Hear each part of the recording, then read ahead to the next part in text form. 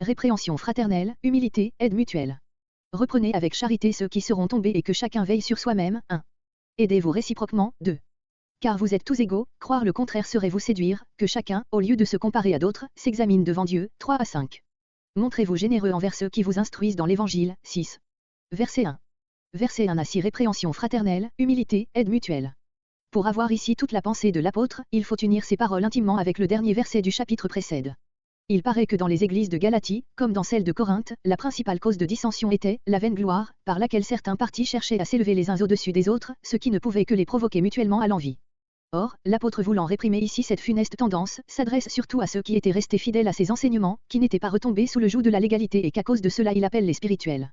Il professait d'avoir reçu l'Esprit, non par la loi, mais par la prédication de la foi, Galates 3.2, et de vivre selon l'Esprit, Galates 5.25. Or, cet esprit est un esprit de charité, il manifeste ses fruits surtout envers les plus faibles, même envers ceux qui auraient été surpris en quelque chute, surpris brusquement par manque de vigilance. Les spirituels doivent donc redresser un homme ainsi tombé, mais ils ne le feront bien qu'à une double condition, d'y apporter la douceur de la charité, puis de rester humble, de prendre garde à leur propre faiblesse. Paul adresse cette exhortation à chacun en parlant ici au singulier. Nous ne sommes jamais plus en danger d'être tentés que lorsque nous reprenons les autres, sans veiller sur nous-mêmes, verset 3. Verset 2. La loi de Christ est de nous aimer les uns les autres comme il nous a aimés, Jean 13.34. Or, il a porté tous nos fardeaux, nous devons porter ceux de nos frères, en prenant part à toutes leurs épreuves spirituelles ou temporelles. C'est là la pensée du verset 1 généralisé. Verset 4. On ne porte réellement les fardeaux des autres, verset 2, on ne peut avoir de sympathie pour eux dans leurs épreuves et leurs faiblesses, que lorsqu'on est soi-même retenu dans l'humilité par le sentiment de ses propres misères. Pour ne pas se séduire soi-même en s'estimant être quelque chose, verset 3, il faut que chacun examine son œuvre, son état religieux, sa vie, non en se comparant à d'autres, mais sous le regard de Dieu, il sera même guéri de l'orgueilleuse tentation de se glorifier envers un autre, grec, émoticône sourire, ou, s'il a encore de quoi se glorifier, ironie, il gardera cette gloire pour lui seul. D'autres explications données de ces paroles sont moins conformes au contexte. Verset 5. Au jour du jugement, où nul ne pourra porter les fardeaux des autres. C'est aussi un sérieux motif de ne pas se comparer à d'autres en se complaisant en soi-même, Romains 14.12. Verset 6. La plupart des interprètes pensent que, dans ce verset, l'apôtre exhorte les troupeaux à faire part de leurs biens temporels à ceux qui les instruisent, à pourvoir à l'entretien de leurs pasteurs. Dans ce cas, il faudrait supposer que quelques circonstances particulières aux églises de Galatie engageaient Paul à insérer ici cette exhortation, qui se trouve sans lien apparent avec l'ensemble. D'autres entendent cette exhortation d'une manière très différente. Ils rendent d'abord ainsi les paroles de l'apôtre, que celui qui est instruit dans la parole communique, soit en communion, uni, avec celui qui l'instruit, en tous les biens, spirituels, en toutes choses bonnes. Puis il commente ainsi, que les docteurs ou pasteurs ne fassent pas une caste à part, ayant des privilèges dans l'Église, ou même des doctrines particulières, secrètes, mais que tous les biens de l'Évangile soient communs à tous, qu'il y ait entre tous une vraie communion. Cette interprétation, dont les réformateurs ne s'étaient pas même avisés, a des adhérents parmi les exégètes modernes. Est-elle fondée? Ni la grammaire ni le contexte ne tranchent la question d'une manière décisive. L'ancienne explication nous paraît la plus probable. Verset 7. Point d'illusion, on ne se joue pas de Dieu, telle semence, telle moisson, la chair ne peut produire que la corruption, l'esprit, que la vie impérissable, 7,8. Saisissons donc le temps et l'occasion de faire du bien à tous, surtout aux chrétiens, 9, 10. Verset 7 a dit fidélité et bienfaisance. Le verbe grec rendu par se moquer a une force particulière, il signifie narguer quelqu'un en face par un mouvement dédaigneux des narines. Les sérieux avertissements que l'apôtre introduit par ces paroles s'adressent également aux deux parties des églises de Galatie, celui de la légalité et celui des spirituels, verset 1. L'un et l'autre, après avoir commencé par l'esprit, étaient en danger de finir par la chair, Galates 3.3, le premier, en abandonnant la grâce et la justification par la foi, pour chercher son salut dans des œuvres toujours charnelles, le dernier, en abusant de la liberté chrétienne, en refusant d'obéir dans la charité et ainsi en retombant par l'orgueil dans l'esclavage de la chair, Galates 5.13. Ici encore, il est difficile de voir un rapport entre ces versets 7 à 10 et ceux qui précèdent, verset 6. Ne vaut-il pas mieux considérer ces dernières pensées de l'épître comme des exhortations détachées, que de chercher à tout prix des rapports forcés qui n'ajoutent rien à l'intelligence des détails? Verset 8. Dans le chapitre précède, l'apôtre a exposé au long ce profond contraste de la chair et de l'esprit, voir Galates 5.16-18, note et Galates 5.22, note. L'issue de l'une et de l'autre de ces deux vies, entre lesquelles l'homme doit choisir, est ici clairement déterminée, d'une part, la corruption, de l'autre la vie éternelle. Et l'image d'une semence et d'une moisson dont se sert l'apôtre, montre tout ce qu'il y a de naturel, d'organique, d'inévitable dans ces deux résultats qui s'offrent à l'homme comme seule alternative. En effet, la vie de l'esprit, bien qu'imparfaite dans le chrétien, est des ici-bas la vie éternelle, et la vie de la chair est des ici-bas la corruption, le jugement du dernier jour ne fera que manifester, compléter et fixer irrévocablement ces deux états, comparez Romains 6.23. C'est en montrant ainsi que l'homme moissonne nécessairement ce qu'il a semé, que l'apôtre justifie son sérieux avertissement, on ne se moque pas de Dieu, verset 7. des passages comme celui-ci prouvent combien peu est fondée l'objection qu'on a faite si souvent à la doctrine de la justification par la foi seule, de diminuer la responsabilité de l'homme. Ils sont bien propres aussi à détruire les illusions qu'on pourrait se faire sur la nature et les fruits de la foi.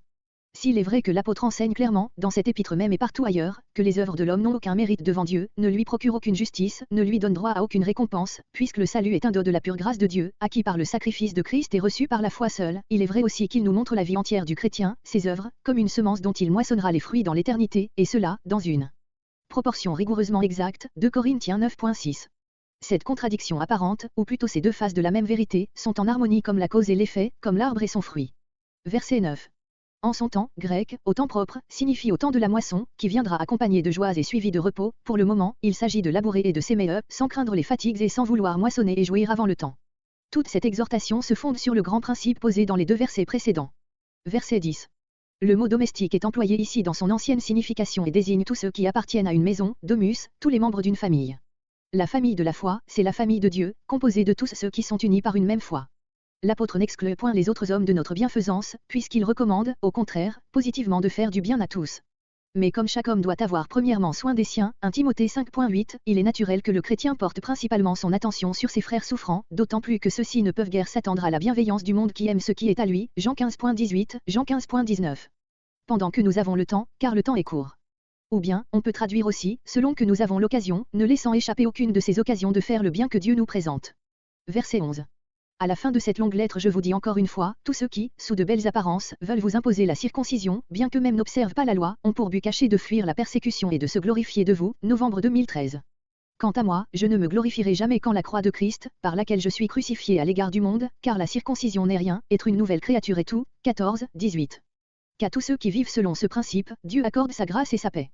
Du reste, à l'avenir, que nul n'ajoute à mes souffrances, car elles sont celles de Jésus lui-même. Frères, que la grâce soit avec vous. 16 à 18. Versets 11 à 18 post-scriptum et dernier adieu. Paul dictait ordinairement ses épîtres. Il fait remarquer aux Galates qu'il leur a écrit longuement, de sa propre main, en leur montrant dans ce fait une preuve de son attachement. Le grec permet une autre traduction, voyez en quelle grosse lettre, caractère, je vous ai écrit, la version de Lausanne porte, en quelle grosse écriture. L'apôtre aurait ajouté cette observation pour dire qu'il avait écrit de sa propre main, quoiqu'il écrivit difficilement. Plusieurs exégètes adoptent cette interprétation, mais en estimant que cette fin de l'épître seule était écrite de la propre main de l'apôtre. Il aurait eu l'intention, soit d'imprimer à son écrit un sceau de son authenticité, soit de donner à ses lecteurs un dernier témoignage d'affection. Comme l'original permet la version ordinaire, il est plus naturel de la retenir. Verset 12. Grec, avoir une belle apparence, littérale. Un beau visage, en la chair, c'est-à-dire gagner, par des moyens charnels, l'approbation des hommes. On voit clairement par ces versets, verset décembre 2016, combien l'apôtre avait à cœur le grand sujet de son épître, puisqu'il éprouve le besoin d'y revenir une dernière fois en finissant. Il le fait d'abord par une réflexion sévère sur les faux docteurs, auxquels il oppose la vraie doctrine évangélique. La croix de Christ, qui fut toujours folie pour les Grecs et scandale pour les Juifs, fut aussi toujours la cause principale des persécutions de la part des uns et des autres, Galates 5.11. Aujourd'hui encore, le plus sûr moyen de se rendre agréable au monde, c'est de voiler ou d'affaiblir la doctrine de la croix. Verset 13. Ceux-là même qui imposent aux croyants l'observation de la loi comme moyen de salut, savent fort bien qu'ils sont incapables d'accomplir la loi dans ce qu'elle ordonne de plus saint et de plus spirituel, ils se contentent d'en observer les prescriptions les plus extérieures, comme la circoncision et d'autres cérémonies semblables, mais cela leur suffit pour se glorifier en la chair de ceux qui les écoutent, c'est-à-dire pour tirer une vaine gloire de les avoir gagnés à leur parti par une cérémonie qui s'accomplit réellement et uniquement en la chair, la circoncision. Et comme la chair emporte toujours l'idée de faiblesse, de péché, ils se glorifient de ce qui devrait faire leur honte. Ainsi se conduisent tous ceux qui n'ont d'autre but que de gagner des amis à un parti, au lieu de mettre leur gloire à les amener à Christ et par lui à une vie vraiment spirituelle. Verset 14. Ces paroles forment le plus vif contraste avec celles des versets entre 12 et 13. Il faut prendre ce mot, la croix de notre Seigneur Jésus-Christ, dans sa pleine et profonde signification, je ne me glorifie qu'en la libre grâce de Dieu, que nous a acquise la mort expiatoire de Jésus-Christ sur la croix, par laquelle il a vaincu le monde, par laquelle seul nous le vaincrons aussi, si nous lui devenons semblables dans le renoncement et le crucifiement du vieil homme. L'apôtre exprime en ces mots, à la fois sa réprobation de tout moyen de salut que l'on voudrait chercher dans la nature déchue de l'homme, dans la chair, et la joie qu'il trouve dans l'opprobre de la croix que ses adversaires redoutaient par-dessus tout. Or, la croix est en même temps le moyen de notre réconciliation avec Dieu et un instrument d'humiliation, de souffrance et de mort pour notre vieil homme. C'est par elle que nous sommes crucifiés au monde et que le monde nous est crucifié. Le monde, c'est tout ce qui est opposé à la nouvelle créature, verset 15, au règne spirituel de Jésus-Christ en nous et autour de nous, c'est l'objet unique des pensées, des désirs, des affections, des espérances, des efforts de l'homme irrégénéré. L'apôtre déclare que ce monde-là, dans lequel pourtant il jouissait autrefois d'une si grande considération, Galates 1.14, Philippiens 3.4-6, est mort pour lui, mort d'une mort honteuse, crucifié, c'est-à-dire objet de son mépris, Philippiens 3.7, Philippiens 3.8.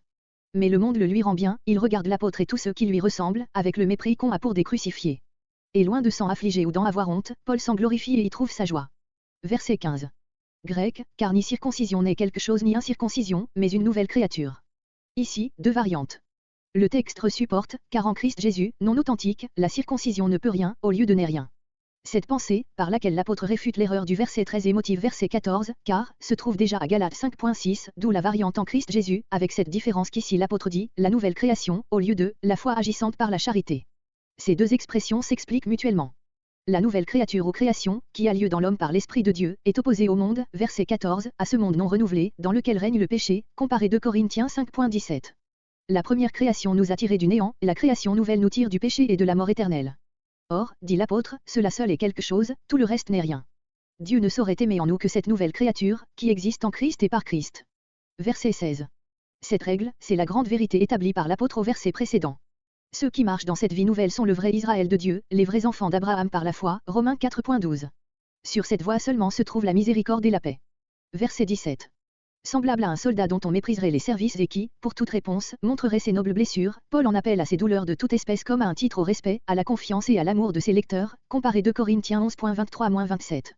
Le mot stigmate, grec, désignait les marques que l'on imprimait par le feu aux esclaves fugitifs, aux prisonniers, aux malfaiteurs, afin qu'ils fussent reconnus. Les blessures que Paul portait dans son corps étaient donc honteuses aux yeux du monde, mais en présence de Dieu et de ses anges, elles excellaient sur tous les honneurs de la terre. Calvin.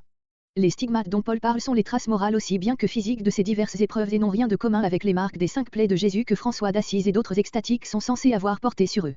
Il nomme ces flétrissures les stigmates du Seigneur Jésus, selon plusieurs manuscrits, il faudrait lire seulement de Jésus, parce qu'il les avait reçus à son service par amour pour lui. Peut-être même faut-il retrouver dans cette expression la pensée profonde de Colossiens 1.24, comparé 2 Corinthiens 4.10.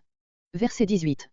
Il demande à Dieu, non seulement de répandre sur eux sa grâce avec abondance, mais aussi que, de leur côté, la reçoivent d'une manière vivante dans leur esprit. Car nous ne jouissons réellement de cette grâce que lorsqu'elle pénètre dans notre cœur. C'est pourquoi nous devons, avant tout, demander à Dieu de préparer à sa grâce une place en nous. Calvin.